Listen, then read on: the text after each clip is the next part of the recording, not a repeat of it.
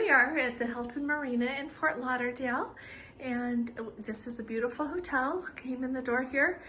To the right immediately here is the bathroom. It's got great lighting, a nice big mirror, nice bathroom. Open the door here. You can see they've got the Crabtree and Evelyn shampoo and conditioner. Nice shower head. It's really pretty actually. Show you where your feet go. And then this is very nice, the sink, everything, towels. Then right across here, watch what happens when I open the door. The light comes on. So this is a nice closet. There's an ironing board and an iron.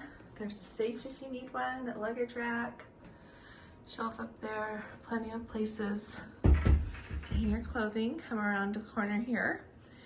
There's the TV, the chest of drawers, nice full length mirror right there. Nice seating area there, as well as I got the king size bed. And I thought I would show you a little bit of the view outside because there's a ship out there. See down there? See the ship on your right? I think it's Royal Caribbean if I had to guess. I could be wrong though.